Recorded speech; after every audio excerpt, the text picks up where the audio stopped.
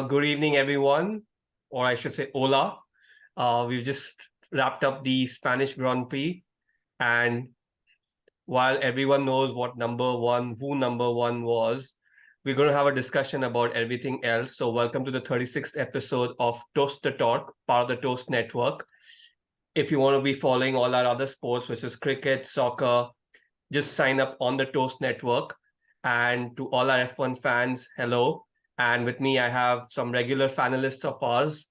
A happy day for actually both of them, if you look at the podium. So, hey, Sunny, and hey, Vignesh, what are your first thoughts about the Spanish Grand Prix weekend? We can start off with you, Sunny.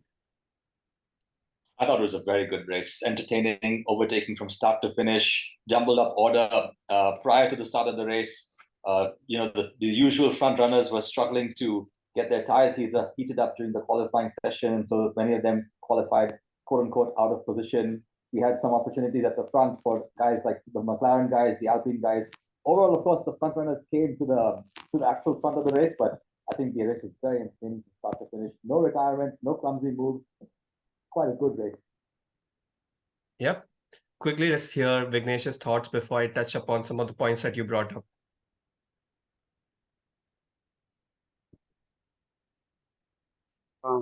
Yeah, I would just say that, okay, thanks to Spanish GP remodeling the circuit and remodeling the last turn, it gave exciting race for this weekend's session. Yeah, I mean, the number of overtakes this race made a little more exciting. Haas would probably complain because every time they did a lap around the circuit, someone would overtake them. But apart from that, it did provide some excitement, some expectations that things could change, similar to the rain clouds that stayed in the distance but never came in. But Sunny, from your perspective, Red Bull, I mean, Max obviously was miles ahead. Like, even if he had got the penalty, which, by the way, for our viewers, would you like to explain what was the whole conversation around the penalty and the black and white flag that he received? Yeah, sure. So there was no penalty. The rule from this year onwards is if a driver exceeds the white lines on the track, now if you look at every circuit on the outer edge of the asphalt, there are these white lines. Those are the track limits. And so if the driver goes over those white lines up to 3 times during the course of the race, it's about fine. Yes, the driver will be warned, but that is just a warning to be reminded that you're exceeding the track limits. The 4th time onwards, there will be a penalty imposed on the driver. So in this situation, we had Max Verstappen crossing the white lines of the track 3 times. And the 4th time, which did not happen, but had it happened, there would have been a 5-second penalty. But of course, that would not have mattered in the overall scheme of things, given he was about 25 seconds up the road. And so even if 5 seconds would have been 18, 19 seconds in the lead. So overall, it doesn't matter. That is the situation regarding the three limitation marks. I read a lot of a few podcasts between sessions. And one of the best analogies that I've heard about Max Verstappen is you can compare Verstappen to the T-1000. You remember this iconic movie, Terminator? One of the best movies. Hey, I think, Sunny, we're losing out you. Your volume's gone low.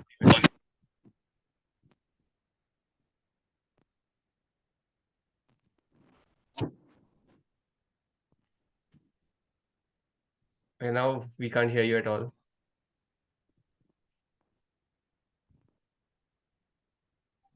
Okay, Similar sure. to how Norris race went. Yeah. But actually, that brings me over to Vignesh. Like, the qualifying was very interesting, right? Like, we had a mix-up of the order. Leclerc was nowhere in the top 10. Usually you'd see him there. We had Norris, who was surprised himself to be at the 3rd place.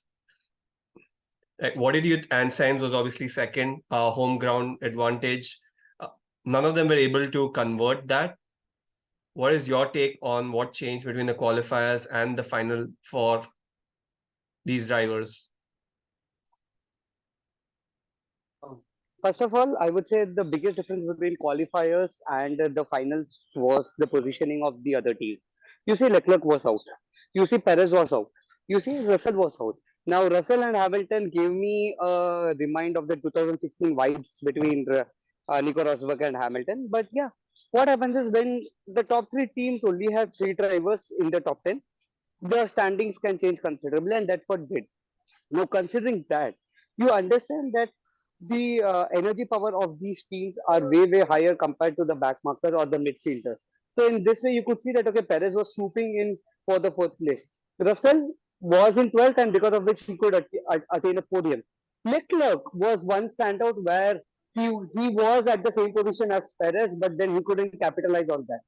So, in a way, what I believe is that although they had qualified mainly because of a disastrous run by the top three teams, the actual engine power is what played into the hands of these top three teams in the final.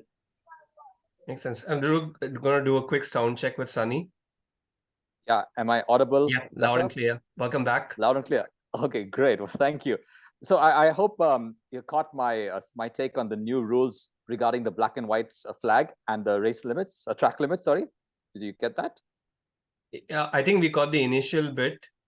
All right. So what I was saying regarding the track limits, Verstappen was given the black and white flag towards the end of the race, and there was a threat of a 5-second penalty being imposed on him after the race concludes. Now, the reason for that is from this year onwards, the white lines that you see on the edge of the track, those are the track limits. So if a driver exceeds those white lines, and when I say exceeds, all 4 tires of the car are beyond the edge of the line, the white line, completely out of it, very clearly and completely out of it. So if that happens up to 3 times during the race, then the driver will be warned. There'll be no penalty, but there will be a warning, and that warning will be the black and white flag to indicate that the warning is happening. The 4th occurrence beyond the white lines of the track, there will be a penalty. So in this particular race, Max Verstappen had crossed those white lines. The full car had crossed the white lines up to 3 times. And the 4th time, there would have been a penalty. However, of course, there was no 4th time. And even if there was, would not have mattered because Max Verstappen was about 25 seconds or so up the road. So 5 seconds would have still been about 20 seconds in the lead. So that was fine. Now, my second point regarding Max Verstappen himself. Now, as I was saying, I read a lot of books, articles, and podcasts also in between races and in between our session also.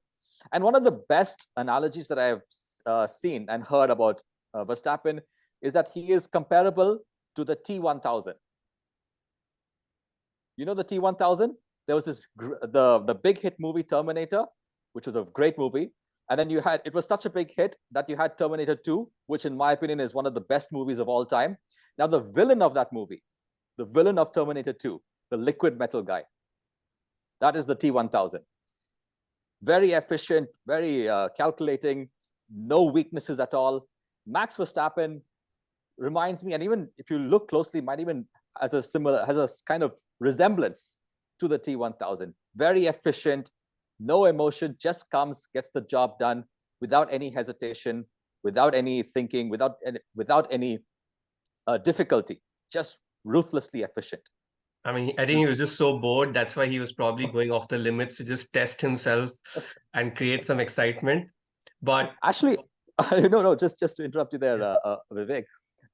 If you heard the commentators, they are saying probably nothing of the kind was happening. They were just looking for excuses to make it challenging for Max. Maybe Verstappen was not crossing the line at all, but they had, okay, let's find something to make it interesting. You never know. But actually, what was really interesting this weekend has been the upgrades that Mercedes got. And I want Vignesh to talk about that and obviously the performance that they had to get back on the podium 2 and 3. See, once again, I would say that okay, Mercedes upgrades were good, considering that okay, they actually brought the upgrades to Monaco, a place where you should not be testing your upgrades. So they never had a feel of okay, what the real upgrades is going to look.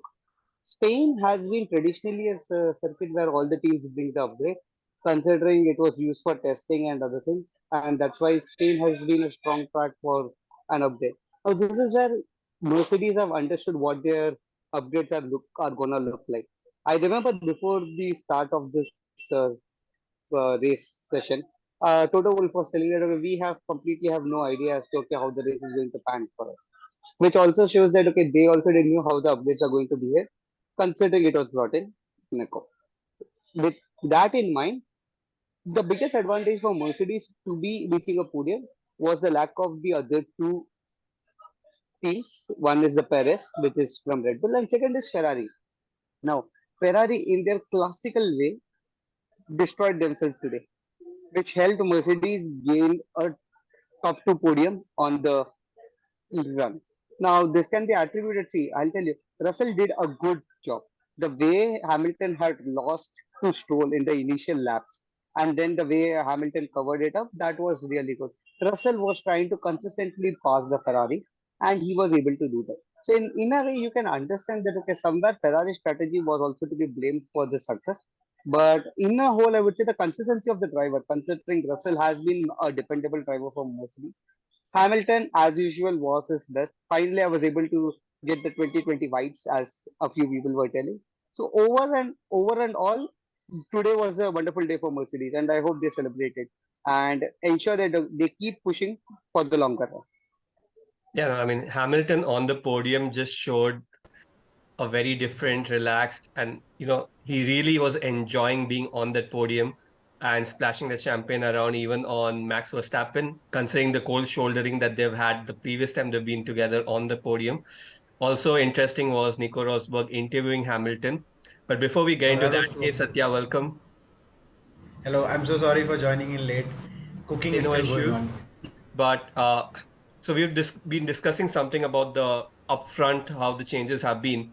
I do want to hear your Yes, thoughts so I that. just had a quick update on that with respect to what Vignesh said. Now, initially the updates were all supposed to have come for Imola, which is where the testing should have happened. But because unfortunately there was a tragedy that happened in Imola with respect to the flooding and all that, is why they had no choice but to come to Monaco and where nothing could have been tested. I mean, it's a dead track when it comes to testing. And Spain, yes, just the fact that they were able to overtake much better.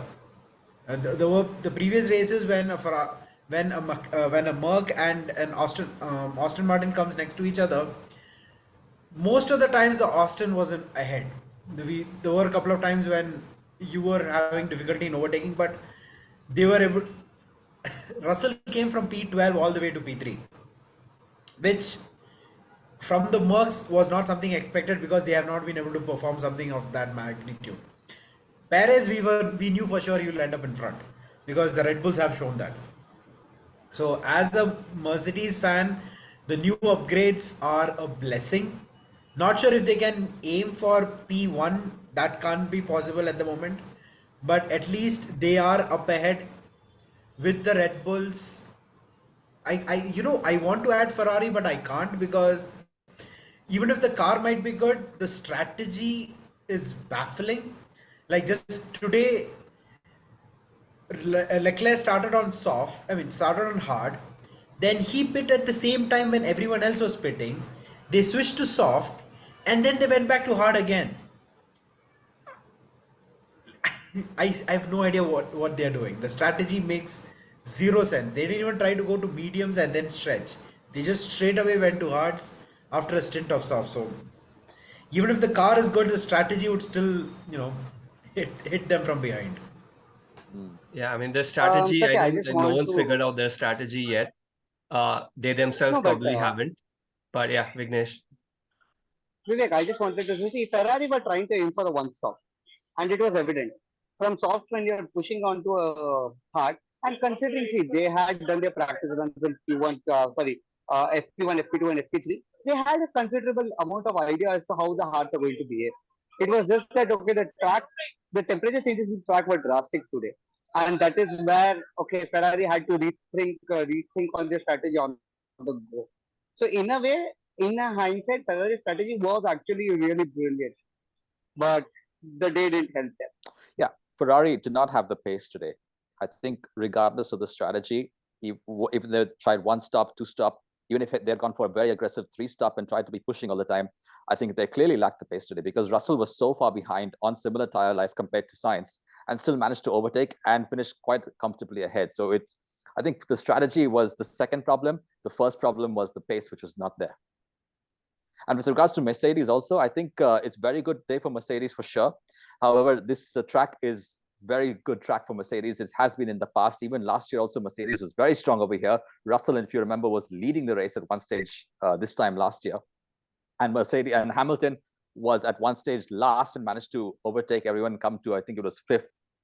So Barcelona has been a very good track for Mercedes. During the dominant years, they were way ahead of everyone else. I would say, let's wait for a few more races before we can definitively say that Mercedes is now the second best team. Barcelona has been one of their best tracks, and it has been this time also. Will this continue? We'll have to wait and see. Makes sense. I mean, if you look at the Constructors' Championship, at the moment, Red Bull is obviously far ahead. Mercedes is at second place. Aston Martin, Mercedes is at third, and Ferrari is at fourth. Right, and then you have all the others still far behind, with the gap there. So let's see if that stays tuned as we get into the Canadian Grand Prix. But before we wrap up, the midfield has either got more exciting or the fact because the first place is sealed that everyone's focused more on the midfield. But I want to hear everyone's thoughts on all the other cars because there was a lot of overtaking happening in the midfield. There was a lot more excitement there. What are your thoughts? What are the drivers that you are focused on or we should be focused on? And we can start off with Sathya this time. So yes, even the commentators were saying everyone else is fighting for P2 onwards, and we had around 150 plus overtakes that happened in this circuit today. I mean, in this race today. Now midfields. Okay, so are we considering Ferrari as part of midfield now? Because I'm not sure where to place them. Essentially. Yes, definitely. Yeah, because Ferrari, Aston Martin, and I believe Alpha Tauri. These three are doing really well in the midfields. Towards the back, unfortunately, is McLaren as well. McLaren had a terrible race. McLaren has Alfa Romeo and Williams. I can't even call them midfield because they are clearly in the back of the pack. So the cars we are essentially looking at would predominantly be Ferrari, Aston Martin, and Alfa Tauri. And even within this, sorry, I forgot Alpine as well. Alpine. Yeah, and even within this, Ferrari I don't want to consider because they are just giving heartbreaks over again and again. Within Alpha Tauri, Gasly seems to be doing well, but somehow he has a bad time with the FIA for the moment. With Alpine, Ocon is great, but then he is being too aggressive. The move that he pulled on Alonso today was a bit too aggressive, and within and Alonso obviously. I mean, and within Aston Martin, he's somehow it felt wrong that he didn't overtake Stroll because he was within the gap. But it feels weird to see an Alonso who is very supportive of the teammate. But yes, Alonso, Gasly, Ocon are the ones that even the midfields you want to look at. Makes sense. I mean, you also don't want to piss off your boss. So true. I mean, I really want to know what his paycheck is like. But Vignesh, what are your thoughts? Okay, so from considering that, okay, I love controversies. My first take would be Ocon. He loves to crash into people and get penalties. I don't know why. He got a hitting from Max a few years ago I believe it was in Brazil. But yeah, he has not learned from his mistakes, it seems. So yeah, my first take would be Ocon. I mean, he got penalties even today, right? I mean, yesterday for today. And I would love to see Norris performing well. He was dubbed as the next Lewis Hamilton by the McLaren team, considering the way McLarens are. But yeah, considering that Norris has kept his heads pretty high. He has never complained against the team. So that's a trait of a true stallmark driver, and I would love to see him perform better. The third might be an unusual choice is Hulkenberg. Now he has been an underrated driver for a long time. Haas being in the back end, he has given him the flexibility. And considering he has a teammate like K-Mac, Hulk can perform better. And that is where these would be the three midfield drivers I would like to see perform way better. And one team which I would love to see perform better is Ferrari. They need to understand that okay, strategy, car, and the day has to work in a synchronous thing for them to win. I understand that see, as probably a non-Ferrari fan or probably as a F1 fan, people normally bash Ferrari. A driver has, if you're in Ferrari, you have very high pressure. The thing is that okay, that's where it leads to the team's fault. I would love the team to like come to a blank slate, remove all the pressure of their head, and start a new slate. And I am bet sure that they would start winning championship again. Fingers crossed for them. Sunny, how about you? I think there are a lot of other talking points, Vivek. One is, of course, the stewarding for this race, the qualifying and the race, which I thought was below par this time.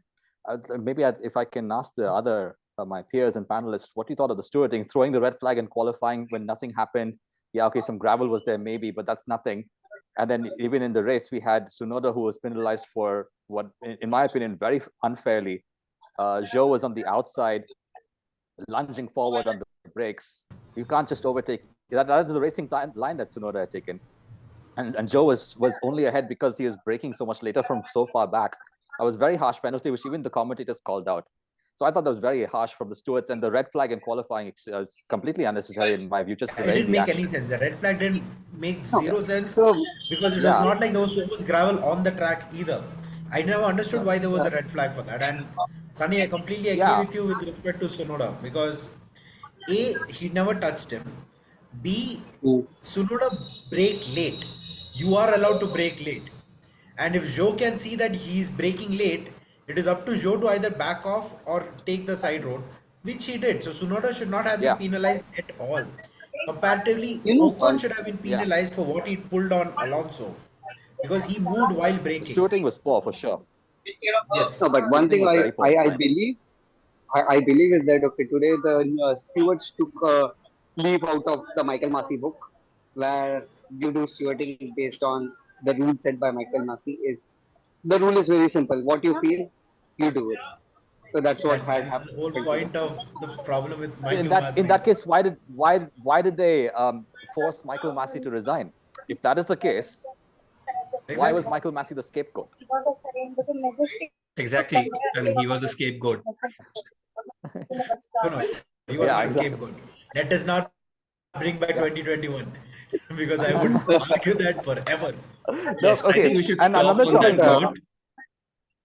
One last point, Vivek. Yeah. We normally speak about the best drivers, the biggest positives, the best positive surprise. But what was, in your opinion, the biggest negative surprise of the race? Now, for me, the biggest negative surprise of this race was far and away Valtteri Bottas. I don't know what happened over there. Oh yeah, he ended up P19. Something like that, yes. Yeah, he was a long way off Williams. Yeah. Do you think Valtteri is reaching the end of his career? He doesn't seem to have the fire anymore. I agree with you. He doesn't seem to have that fire because at the moment he started off over there, say Alfa Romeo, saying that he is having a great time, no pressure. But turns out when he's having no pressure, he's not performing at all. Correct.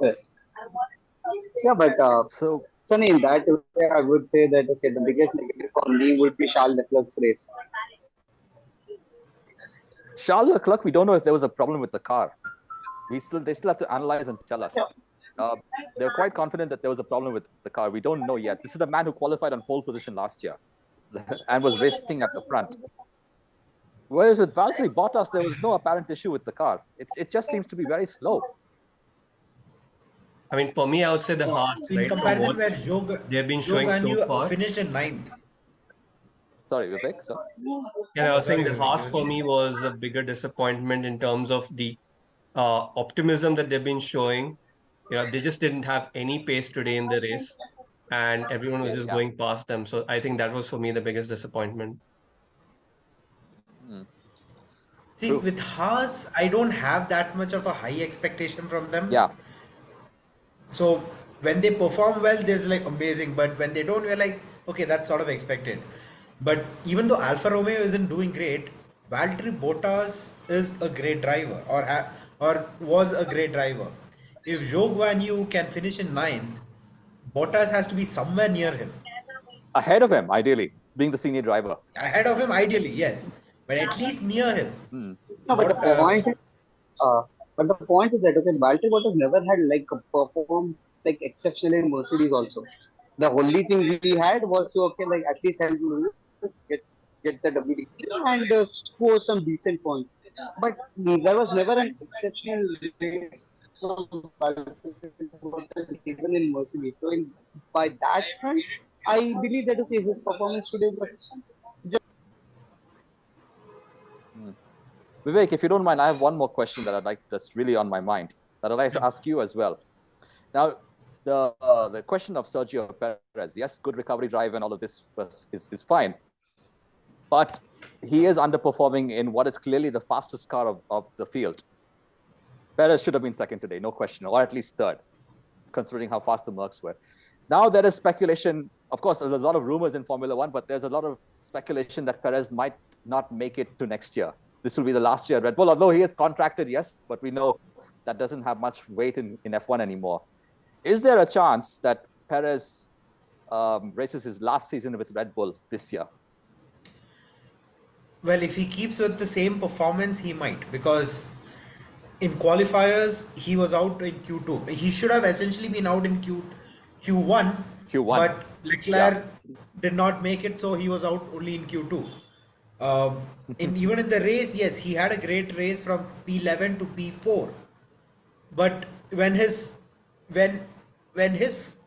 teammate is winning by a 24-second margin, P4 does not make it. P4 does not cut it, right? Because you still expect him to come and somehow at least come at the podiums.